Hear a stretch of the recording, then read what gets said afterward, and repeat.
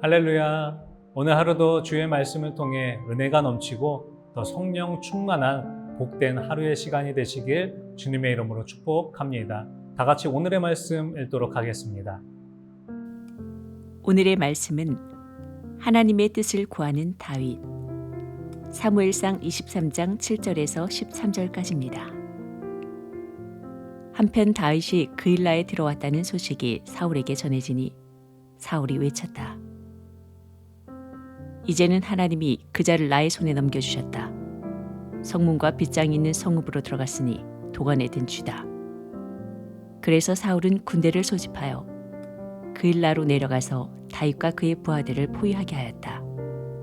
다윗은 사울이 자기를 해치려고 음모를 꾸미고 있다는 사실을 알고서 제사장 아비아달에게 에봇을 가져오게 하였다.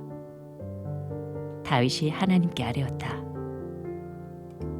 주 이스라엘의 하나님, 사울이 나를 잡으려고 그일라로 와서 이 성읍을 멸망시키기로 결심하였다는 소식을 이 종이 확실하게 들었습니다. 그일라 주민이 나를 사울의 손에 넘겨주겠습니까? 이 종이 들은 소문 그대로 사울이 내려오겠습니까? 주 이스라엘의 하나님, 이 종에게 대답하여 주십시오. 주님께서 대답하셨다. 그가 내려올 것이다. 다윗이 다시 한번 여쭈었다. 그일라 주민이 정말로 나를 나의 부하들과 함께 사울의 손에 넘겨주겠습니까?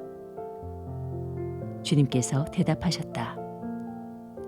넘겨줄 것이다. 그래서 다윗은 600명쯤 되는 부하를 거느리고 그일라에서 벗어나 떠돌아다녔다. 다윗이 그릴라에서 빠져나갔다는 소식이 사울에게 알려지니 사울은 출동하려다가 그만두었다. 오늘 본문의 말씀은 다윗이 그일라에 왔다라는 소식을 사울에게 전하자 사울은 이 군대를 소집하여 다윗과 이 부하들을 포위합니다. 사울의 음모에 대해 알게 된 다윗의 행동은 무엇입니까? 즉시 하나님께 기도하며 묻습니다.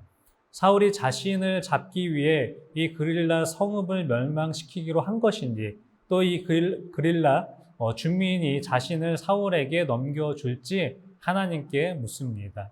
오늘 본문 10절 11절 말씀입니다. 다윗이 하나님께 아뢰었다. 주 이스라엘의 하나님, 사울이 나를 잡으려고 그일라로 와서 이 성읍을 멸망시키기로 결심하였다라는 소식을 이 종이 확실하게 들었습니다. 그일라 주민이 나를 사울의 손에 넘겨주겠습니까? 이 종이 들은 소문 그대로 사울이 내려오겠습니까? 주 이스라엘의 하나님, 이 종에게 대답하여 주십시오. 주님께서 대답하셨다. 그가 내려올 것이다. 다윗은 하나님께 하나님의 뜻이 무엇인지를 구했습니다. 다윗은 이 환경을 바꾸어 주시기보다 하나님의 뜻을 먼저 구하는 모습을 보이게 됩니다. 사랑하는 성도 여러분, 하나님의 이 복된 자녀는 내 뜻과 필요를 구하는 기도보다 먼저 그 하나님의 뜻을 묻는 것입니다. 인간적으로 보면 너무 억울할 수 있습니다. 나에게 왜 이런 상황으로 몰고 가시는지 이해가 되지 않습니다. 다윗에게 그 은혜를 입었던 그일라가 그 다윗을 보호해주기는커녕 사울에게 넘겨주려고 하는 상황을 보면 원통할 것입니다. 상황은 억울하지만 다윗은 철저히 하나님 앞에 그 뜻이 맞는지를 묻고 있습니다. 다윗이 하나님께 기도할 때 그 상황과 그 환경을 바꿔달라라고 충분히 요청할 수도 있습니다. 그러나 하나님의 뜻을 묻는 기도를 먼저 했다라는 것입니다. 하나님의 뜻대로 구하고 기다리는 것이 중요합니다. 기도의 응답과 나의 삶의 모든 순간에서 하나님의 때와 방법을 기다리는 자가 먼저 되어야 합니다. 하나님의 그 주권을 인정하고 그 능력을 고백하는 기도자가 되어야 합니다. 왜냐하면 우리에게 가장 좋은 응답의 때는 하나님의 때이고 가장 좋은 방법은 바로 하나님의 방법이기 때문입니다.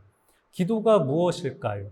내가 원하는 요구를 달라고만 하는 것이 아니라 기도하면 기도할수록 그 하나님의 뜻을 이해하는 것이 기도라고 볼 수 있습니다. 그러니까 내가 기도하면 기도할수록 그 문제를 통해 하나님의 뜻을 발견할 수 있는 그 믿음의 모습이 먼저 되어야 하는 것입니다. 내가 처해진 상황이나 문제를 하나님의 뜻으로 받아들이는 것이 그 기도의 시작점이 되는 것입니다. 물론 우리가 필요한 기도도 해야 합니다. 구해야 합니다.